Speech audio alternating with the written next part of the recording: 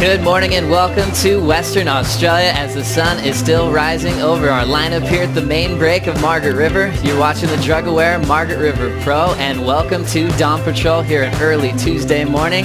Joe Turpel alongside a couple of legends, 89 world champ Martin Potter. Morning, Joe. Former big wave champ Peter Mell. Good morning. Good morning, everyone. Nice and early morning, and thanks for joining us for the show as we anticipate the official call. A lot of stuff to talk about today on Dawn Patrol. It's going to be business time as we focus on the final 8 for the women, the final 12 for the men to see who's going to go all the way to a big title. We're going to really focus on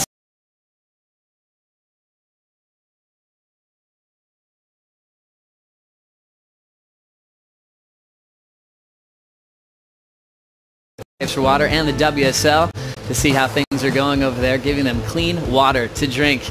Well, thinking about this past waiting period, boys, it's been really fun because we look at the heat totals. We've had over 30 heats with 15-point combos or more.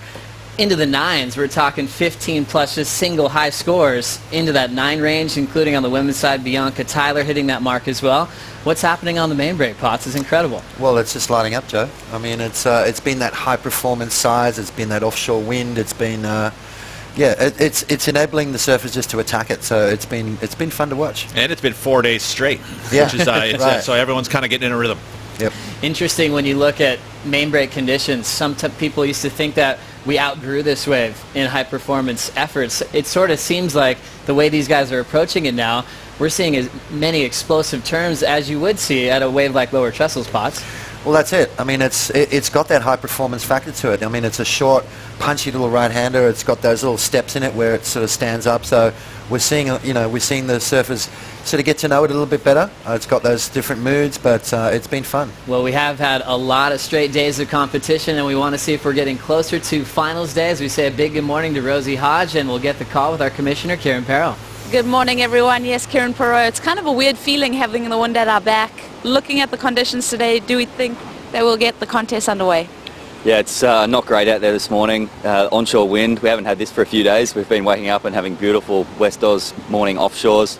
They've been a little strong, but they've been great. So this morning, onshore wind, swell's dropping off, so we'll be off for the day. And we'll come back tomorrow and check it out. All right, there you have it, guys. It's a lay day. We get to check out beautiful Margaret River. Thank you very much, Rosie Hodge. And you can kind of tell what the call is going to be if you see Kieran's head. His hair's dry. He hasn't surfed all morning, and he's a little bit calm in his demeanor, but he's anticipating a little spike in the swells. You see those early morning conditions, and I think everybody could maybe make the call today. Potts, there was not much out there. No, there's not. I mean, back in my day, Joe would be on. Rosie would be in the first heat, and then the men would follow. But we've got these waiting periods, which is a good thing. So we're going to pick and choose, and today's obviously no go. Well, we always have a lot to look forward to. And we get Pete Mel's Surf Report, courtesy of Surfline as well. As we know, you are really excited about something coming in a couple of days, huh, Pete? We're fortunate as you do these 10-day waiting periods, and generally you try and get like maybe 2 to 3 swell systems lining up. And right now we can see that red blob there turning purple as it gets closer to us. This fact is a good factor because it's actually moving closer to us than originally forecast, which means it will probably get a bit more size than we expected back a week ago when we looked at this swell. One of the positive signs of this next system too is that we will see these onshore breeze go away. We're going to get some cleaner winds for the weekend. Right now we've got probably some onshore flow for the next day to 2 days. Of course, we'll be checking back tomorrow once again, but you can see through today, good size. There's some size still around there, but then you see that swell pump up for Friday, Saturday. Longer interval for this side of the coast here. You generally get 15, 16-second intervals. We'll see some 16-second stuff, which is great.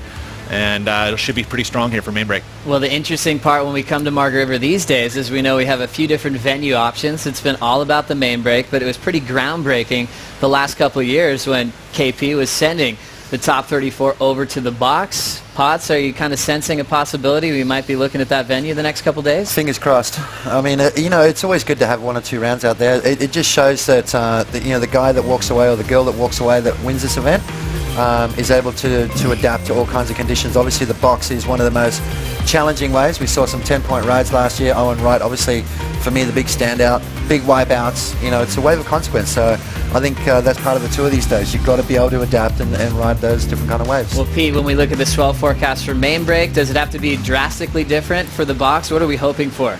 Mainly we wanted to see a bit more westerly direction, which is what we see for this next swell. So that's why we're kind of keeping our fingers crossed that it could move over there. The size, you know, you like it to be a little bigger, just generally because it adds for consistency. It makes for obviously bigger waves, which is more round and more thick. But the westerly direction is really the actual bonus that we're going to see there, is that we could see some waves. It keeps the barrel open, whereas a south swell kind of closes it on the reef. You don't really want that. It generally makes that exit a little tougher. But that west direction, let's hope that we can see some waves over there, and we'll see. It's always interesting when you pick event favorites and then you have a wild card venue that could totally rewrite the script. There's certain surfers that are solid at both venues. That's why we signed up Josh Kerr to give us his version of the GoPro break breakdown.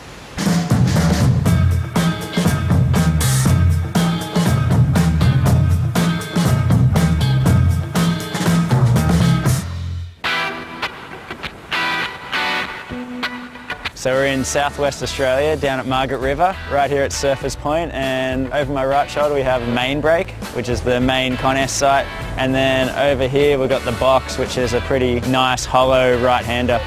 My personal competitive approach to surfing Main Break is going right. I find there's a lot more scoring opportunity on a lot of the rights out there. You get an end section, it's a quicker paddle back out on the right too. Competitive approach to the Box is just head down and go. You don't really know what the wave's going to do until you've already stood up and doing a bottom turn, so you can't really predict it as you're paddling into it.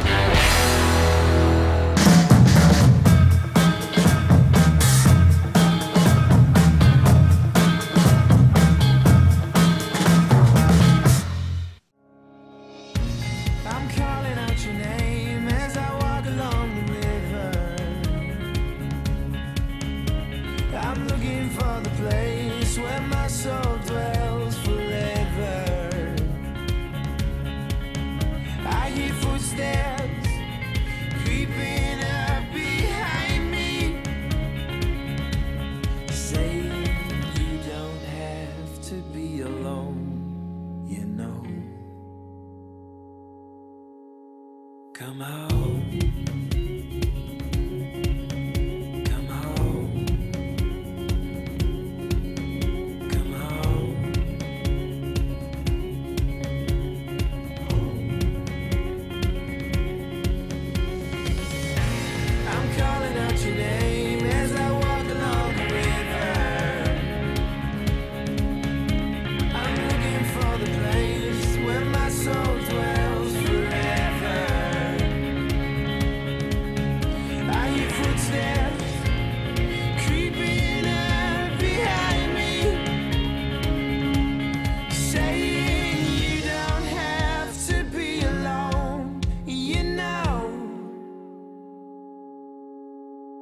home.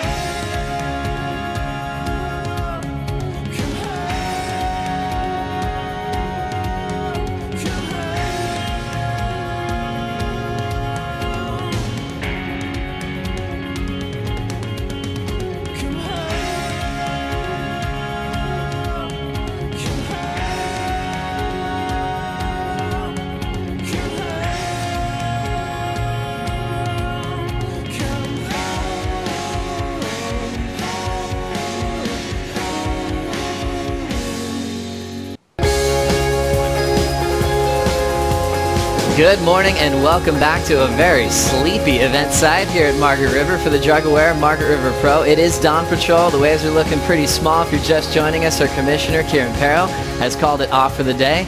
So we'll be enjoying this show and WorldSurfLeague.com for the remainder of the day. One thing Potts and Pete have been talking about is the form of a man named Jordy Smith, coming back to 100%, and now he appears to be the man to beat. It's been a long road to recovery as we're able to catch up with Jordy Smith on his headspace coming into event number 3.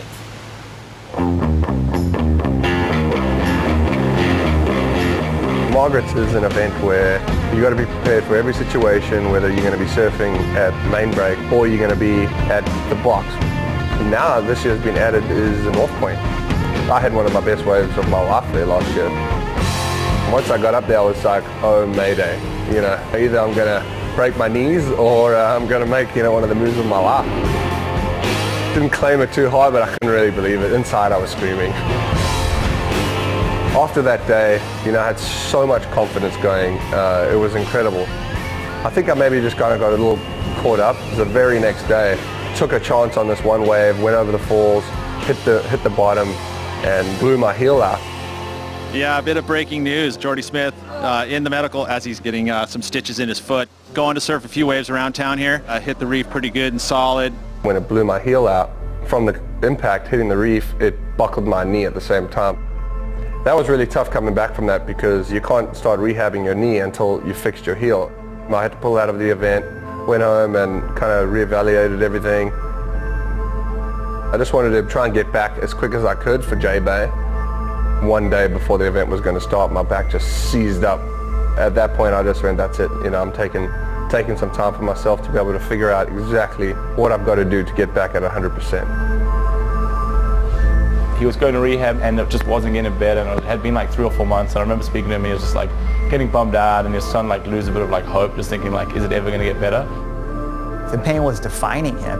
All of a sudden it wasn't Jordy, it was how's your back. I think there was a long period there where the pain was so bad that he was afraid to do anything that could trigger the pain. He was like starting to doubt if he'd ever be back at his 100% again or be able to like go for a world title. As far as competitive surfing and free surfing go, I had to make that decision on what role I wanted to do. If I was healthy and I kept on going down that road of just surfing and having fun, I probably wouldn't have asked myself the questions I've asked myself.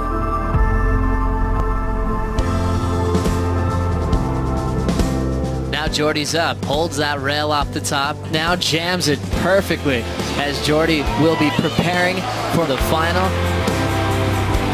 It boils down to I want to be a competitive surfer. I want to try and win as many heats as I can and surf the best I can inside of those contests.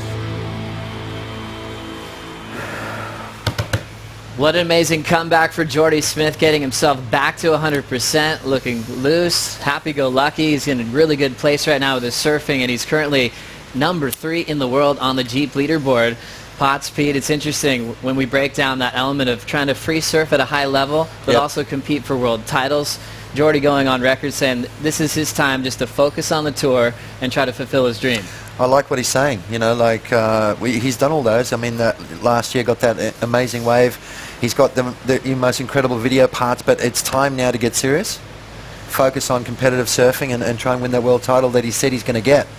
He's running out of time. Interesting though, Pete, that combo was one of my favorite waves I've ever witnessed. The barrel to massive alley-oop, that was one of the biggest combos ever done. Yep. I'd be devastated if that didn't happen. How do you balance free surfing and still being really explosive?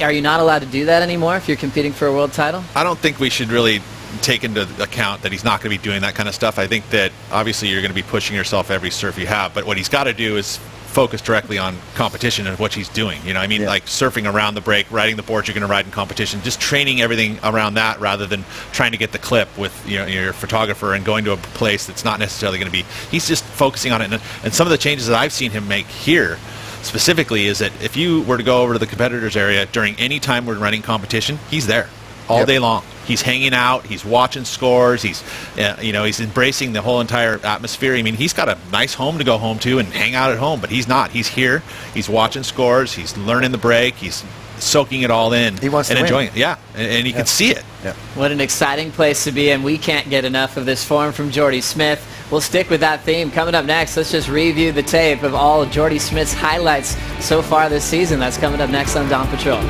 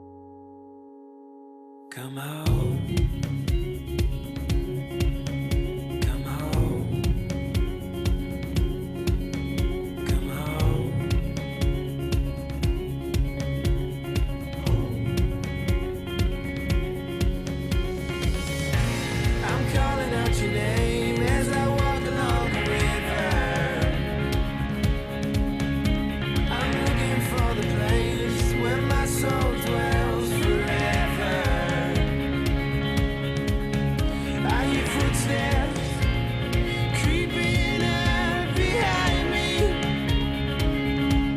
saying you don't have to be alone, you know. Come home.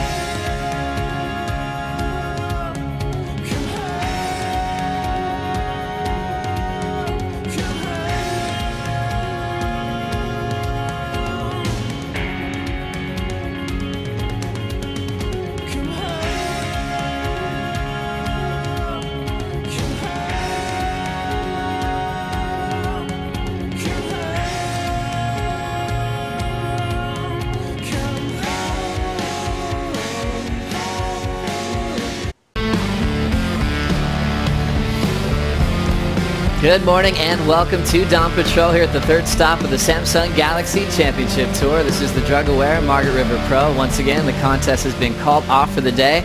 We'll be reassessing the lineup with our commissioner, Kieran Perot, tomorrow, first thing in the morning. Our focus this morning has been on the form of Jordy Smith, putting himself back in a world title race. And now he's acting like a seasoned veteran. We saw him come on tour, and we couldn't stop talking about Jordy and Dane. They were the most exciting surfers in the world. Potts, when you see him perform, does he still have that wow factor like he did back when he was a rookie on tour? Most definitely. I mean, every time Jordy Smith paddles out, it's that whole thing of, you know, the level of surfing goes through the roof, and we've seen it, you know, time and time again. But it's just that whole thing of trying to be fit and healthy through a year. And I think if he can do that, we're looking at potential world title for sure. You know, he's been on tour for a number of years now to where he's got all those clips, he's got all the amazing moments, but there's one moment that's missing, and that's, you know, holding that world title trophy up. He appeared to be the man to beat in round one, but he was forced to go to round two. We saw a little frustration when he came to the beach. Round two, though, it was all about Jordy Smith when he took out the local wild card, Jacob Wilcox. How did you do it, Pete? Well, there was a significant difference watching these two surfers in the water. You know, Jordy was smooth, cuts through all that wind. You know, you could see that Jacob just had a little bit of a Grom kind of look to him. You know, his arms and everything weren't really tight and compact. He just looked smaller. So it wasn't even really fair, to be honest. I mean, all Jordy had to do was just ride his way. But look how smooth through his transitions. I mean, he looks solid. He doesn't need to do too much. He just needs to surf solid, and you know, the scores are going to come pretty easily for him. It's just it's, you know, something that you know, you talked about strong and healthy, but also consistent, because I feel like sometimes that you know, the biggest thing that gets in his way is his head. Peaks and valleys. You know, you got to like even that out. So if he can create some consistency, you know, and get into the quarterfinals, you know, and make that a goal rather than just necessarily the win, because I think that actually keeps you too high emotionally. Just set a goal that's you know, something, okay, quarterfinals, and then all of a sudden you've created a rhythm and you've created consistency, and you're going to get himself into the semis and finals. Obviously, he had that rhythm to use the left as a scoring wave at the end. That's when everything's working at the main break. He made no mistakes against Wilcox, and then transitioning to round three, he also had a young superstar on tour, the youngest guy on the top 34, Kanoa Igarashi. Same kind of form, Potts. He started just as quick and closed out Kanoa very early in this matchup. You know, we were watching the level of surfing right before Jordy got in the water, and it was like that two-stage bottom turn.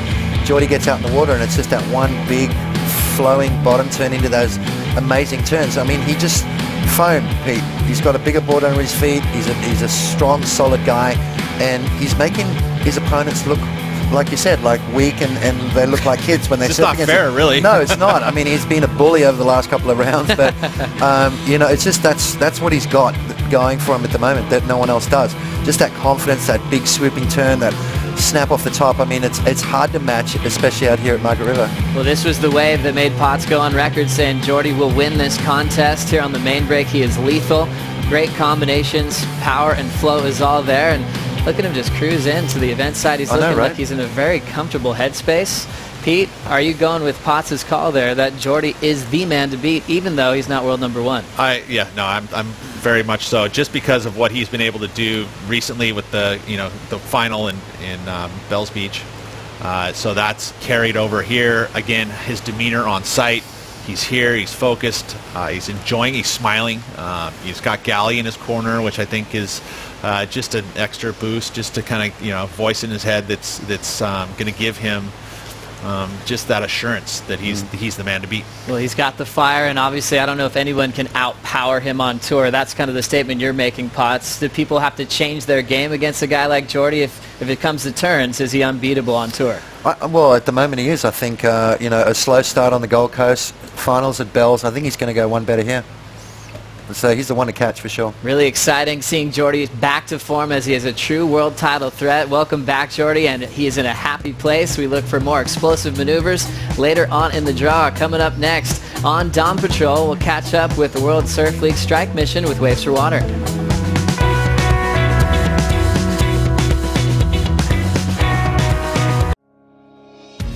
I'm calling out your name as I walk along the river.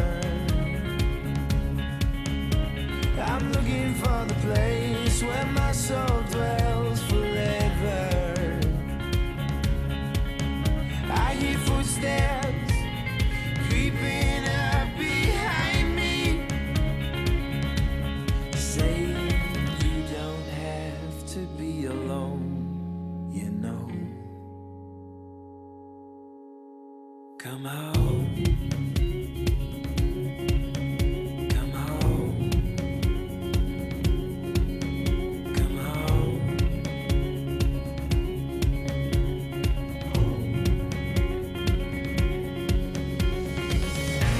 I'm calling out your name as I walk along the river. I'm looking for the place where my soul dwells forever. I hear footsteps creeping up behind me, saying you don't have to be alone, you know. Come home. Come home. Come home.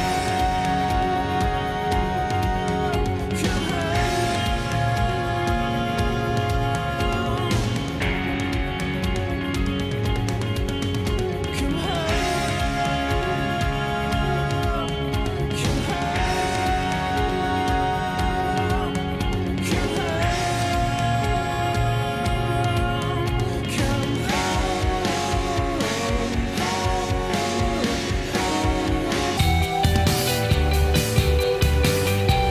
Welcome back to Margaret River. It's still early in the morning. There's a lot of open sand as it's overcast skies. Small surf today and the contest has been called off. But thanks for joining us for the show. Joe Chappelle along a couple of guys that won the Coldwater Classic. Martin Potter. Whoa. Hey. Whoa. Hey, and Pete Mel. Whoa. Morning, That's a boys. good event to win, right? It is. It is. It's a really tricky. cool event. What a fun part of the world. One of my Kelly favorite Slater never highlights. could do it. Huh? Both of you Kelly guys. Slater never could do it. He didn't, right? That's something we got over in. I think I just love stirred that. something up. I'm enjoying it. Well, one thing that we love is that World Surf League has partnered with Waves for Water once again. And we remember Cyclone Winston that brought a lot of epic surf to Snapper Rocks and also provided a lot of devastation and left people homeless over in Fiji. World Surf League and Waves for Water were quick on the case. Let's check this out. Fiji has been part of the WSL Tour since 1999. It's a place of incredible beauty, wonderful people and world-class waves. It absolutely embodies the sport's DNA. When Cyclone Winston hit in February, the devastation was severe. Tropical cyclone Winston batters the Pacific Island nation. Now, the strongest cyclone ever observed in the southern hemisphere. Packing winds of 300 kilometres an hour. The league wanted to support immediately. The country and its people are considered family, and we quickly sought avenues through which we could help. Days after the storm, the World Surf League and Waves for Water arrived in Fiji and were welcomed by the local surf community with hands raised to be a part of the effort, most of which was provided by the Tabarua Island Resort, who is host to the WSL Fiji Pro event each year. Before we leave here, we're going to give each of you one of these kits, a bucket, and you're going to put it together. And you're going to show us that you understand, and it's going to now be yours. They sourced the buckets, sent van loads of staff for on-site demonstrations, and provided all the transportation needed to reach the local community. Tube onto there. Oh, you're okay. Little part goes towards the dirty water comes this way, and then the dirt and all the microbes and germs get caught inside here. You take the cap off, and clean water comes out this end. All of those things that would get you sick cannot make it through. Only the H2O comes through. All the bacteria stop there. All the bacteria and the germs stay behind. Having locals involved is critical, as the recovery is literally in their backyard. With their help, the WSL and Waves for Water were able to get them the one major thing they need to keep going: clean water. While this was just a first step in the larger recovery process, it was inspiring to see the surfing community come together so quickly to assist the Fiji community. Thanks again to the World Surf League, Tabaru Island Resort, and Waves for Water for helping make it happen.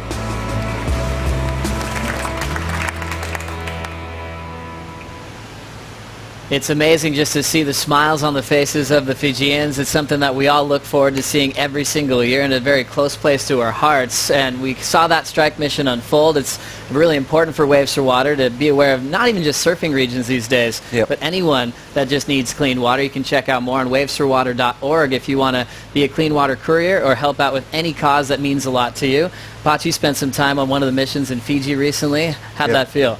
Oh, it's amazing. I mean, it's something that we just sort of take for granted, that clean water. You turn the tap on and there it is. But you know, there's a lot of first world countries even too that need that. So amazing relationship between WSL and Waves for Water. You think, Pete, there's so many things that are so hard to kind of comprehend, and then you can simplify it. Clean water can make a huge difference in people's lives. And it's something that is one of the most important things that a human needs is hydration and water. So the fact that you can provide something so simple like that, and it's just an easy, and you come away with it with a happy heart. Well, exciting show for you tomorrow morning on Dawn Patrol at 7 o'clock. We'll see you then for the next call for the contest. Take care. This copyrighted event broadcast is produced by the World Surf League for broadcast around the world and may not be retransmitted, reproduced, rebroadcast, or otherwise distributed or used in any form without the written consent of the World Surf League.